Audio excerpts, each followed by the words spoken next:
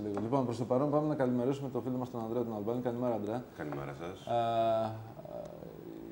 Έχουμε σήμερα περίπτερο και σήμερα και αύριο στην κεντρική πλατεία της Λάρισας που θα διανέμει ενημερωτικό υλικό για τη βία και το τράφικινγκ απέναντι κυρίως στις αλλοδαπές γυναίκες, έτσι, ναι. Ναι, και όχι μόνο διανομή ενημερωτικού υλικού. Μπορούν οι μετανάστριες ή το γενικότερο κοινό, ας πούμε, να ενημερώνεται για το θέμα της βίας, της σεξουαλικής παρενόχλησης στον χώρο εργασίας και του τράφικινγκ, με κύριο στόχο τις γυναίκες μετανάστριες. Και είναι η πρώτη φορά που στην Ελλάδα γίνεται μια καμπάνια για τη βία ενάντια στις γυναίκες που αφορά τις μετανάστριες. Στα πλαίσια της λειτουργίας του περιπτέρου θα υπάρχει η δυνατότητα να γίνει και εξατομικευμένη συμβουλευτική από έμπειρη και καταρτισμένη ψυχολόγο σε τέτοια θέματα. Δηλαδή, μπορεί και να περάσει μια γυναίκα που έχει πρόβλημα, ας πούμε, και να βρει εκεί μια διαδικασία στήριξης ή καθοδήγησης. Ακριβώς, και αυτός είναι ο στόχος κιόλα του περιπτέρου, του να ξέρει κάποιος πού μπορεί να μας βρει. Ναι. Παράλληλα, θα γίνουν κάποια βιωματικά παιχνίδια με παιδιά και εφήβους με θέμα πάλι τη βία, στα πλαίσια του περιπτέρου το ίδιο πράγμα. Σήμερα, ειδικά Πέμπτη, θα γίνει ένα χωροθέατρο δρόμου, κάτι στο οποίο δεν είμαστε συνηθισμένοι Λαρισαίοι και θα είναι πάρα πολύ ωραίο να το προσέξουν, με 3 θεματικές, οι οποίες αφορούν και τις 3 θεματικές καμπάνιας, δηλαδή την ενδοοικογενειακή βία, την σεξουαλική παρενόχληση στον χώρο εργασίας και το τράφικινγκ, δηλαδή τη διακίνηση ανθρώπων με σκοπό το κέρδος. Και επίσης θα ακούγονται μουσικές, θα μπορεί ο κόσμος να ενημερώνεται.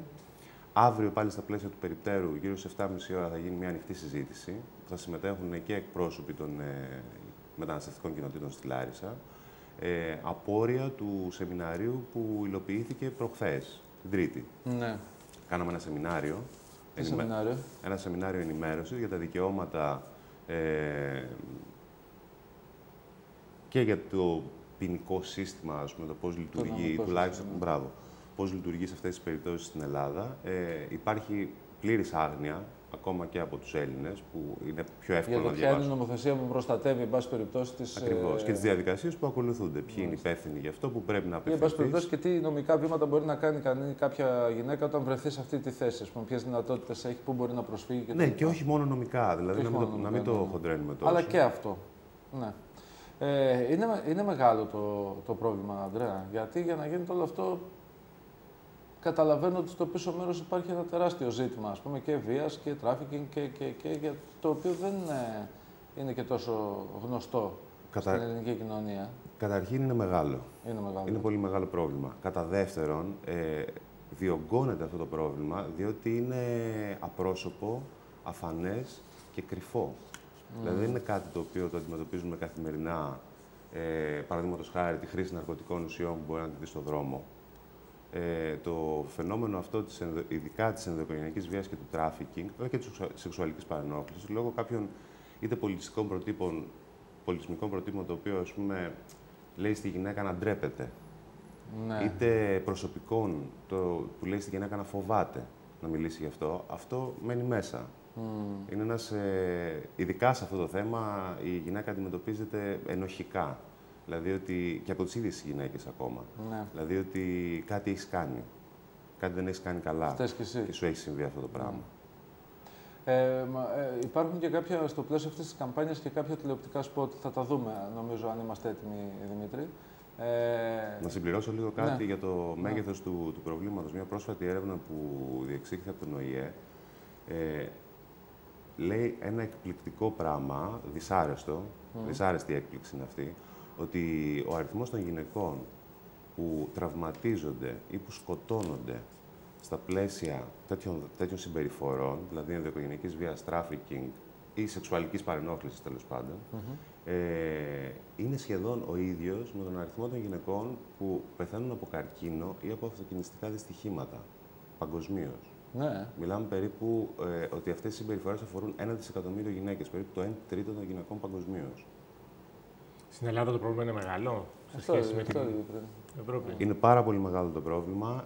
Πάντα λέω με το σκεπτικό όμως ότι έχουμε και περισσότερες γυναίκες μετανάστες. Ας μην ξεχνάμε ότι είμαστε ένας πολιτισμός που μέχρι πρόσφατα όλες αυτές τις συμπεριφορές τις έκρυβε, τις θεωρούσε φυσιολογικές στα πλαίσια μιας πειθαρχίας μέσα στην οικογένεια. Έτσι.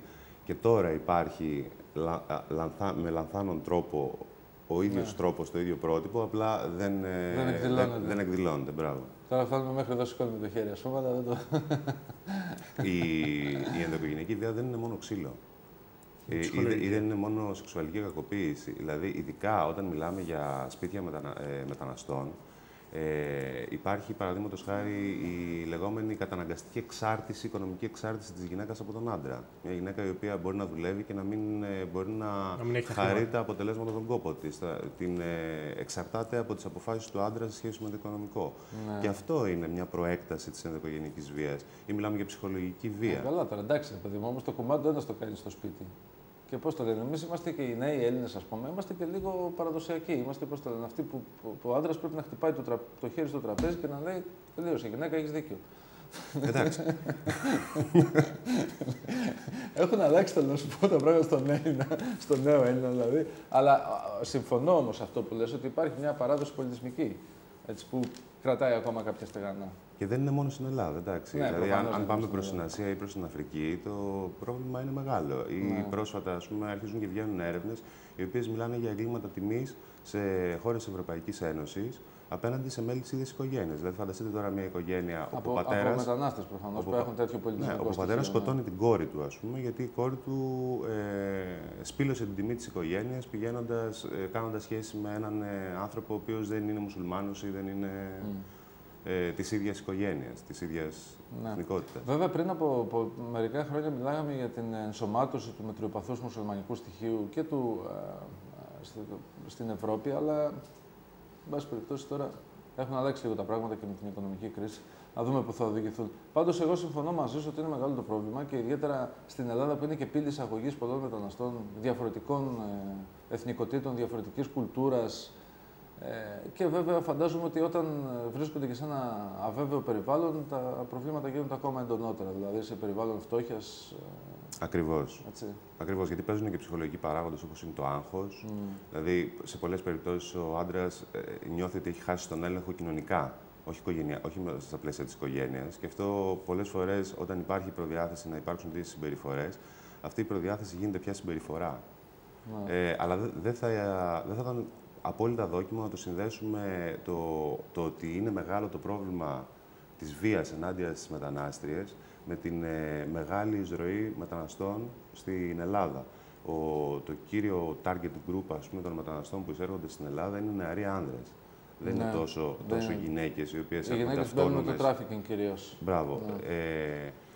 Υπάρχουν δύο κυκλώματα τράφικινγκ αυτή τη στιγμή στην Ευρώπη, τα οποία το ένα είναι καθαρά ευρωπαϊκό, Ευρωπαϊκής Ένωσης δηλαδή, με πατέντα. Η European Union, έχει τη σφραγίδα, ναι. Και το δεύτερο που λειτουργεί από την Αφρική, από χώρες Αφρικής.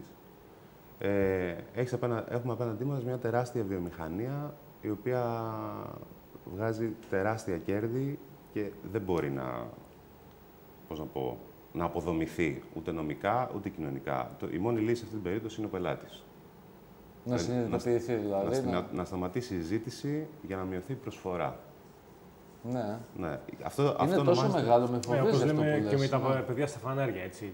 Το πρόβλημα δεν είναι να συλλαμβάνεις τα παιδιά στα φανάρια, είναι να σταματήσει να τους δίνεις χρήματα για να σταματήσει και το κύκλημα που το εκμεταλλεύεται, να τα φέρνει και να τα ή να προσφέρεις κάτι το οποίο δεν μπορεί να το εκμεταλλευτεί ο άνθρωπος ο οποίος παίρνει τις εισπράξεις. Δηλαδή, αν δώσεις ένα κρουασάν, παραδείγματος χάρη σε ένα παιδάκι, το κρουασάν αυτό τι να το κάνει. Θα το φάει, τι να το κάνει. Θα το πάει στον dealer, ας πούμε. Μάλιστα. Για πες μας στα events τώρα τι έχουμε. Είπαμε περίπτερο σήμερα. Και αύριο. Σήμερα από το απόγευμα μέχρι το βράδυ. Αύριο όλη την ημέρα. Είναι ελεύθερος οποιοδήποτε να έρθει. Θα χαρούμε πάρα πολύ να ενημερώσουμε. Ποιος το διοργανώνει, Ανδρέα? Στη Λάρισα η Ανθρωπομάνια. Είναι μια μη κυβερνητική οργάνωση. Ανθρωπομάνια. Εθελοντική ανθρωπιστική δράση. Είναι εταίρος του προγράμματος. Το πρόγραμμα το συντονίζει το Κέντρο Γυναικείων Ερευνών και Μελετών Διοτήμα στην Αθήνα. Κάποιοι που ασχολούνται με θέματα ισότητας σίγουρα το γνωρίζουν. Και ταυτόχρονα γίνεται στις 5 μεγάλες πόλεις της Ελλάδας αντίστοιχες εκδηλώσεις. Το σποτάκι που θα δούμε θα παίξει πανελλαδικά. Έχει πάρει και την έγκριση του Εθνικού Ραδιοτοπικού Συμβουλίου. Είναι κοινωνικό μήνυμα, ναι.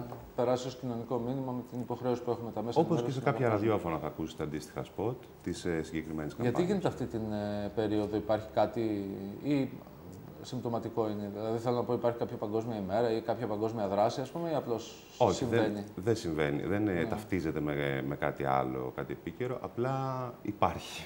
Καλά, εντάξει, υπάρχει οποιαδήποτε στιγμή και να υπήρχε, από τη στιγμή που υπάρχει πρόβλημα.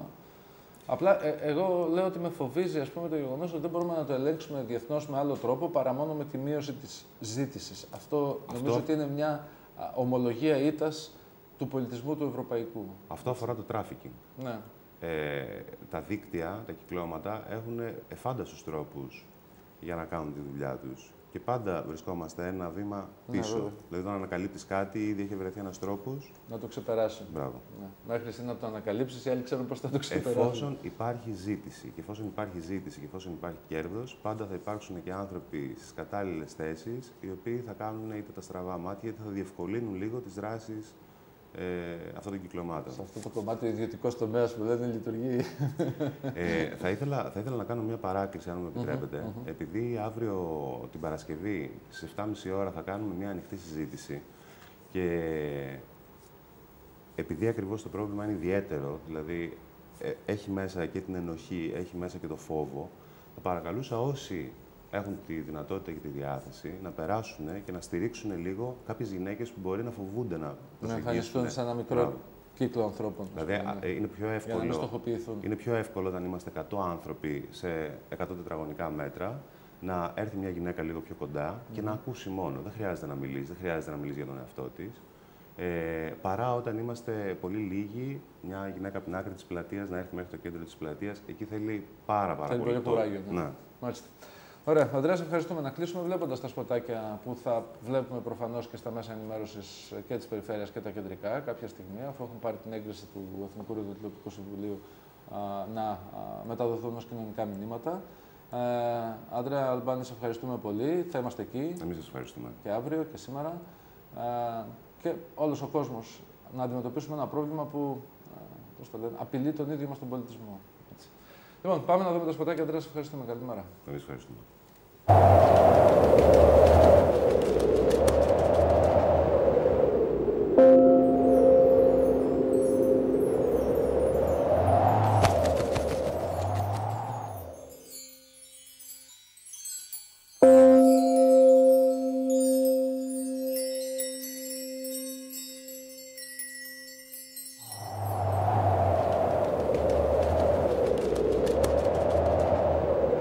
Ζήσε ξανά. Τηλεφώνησε στο 15900 ή στο 197.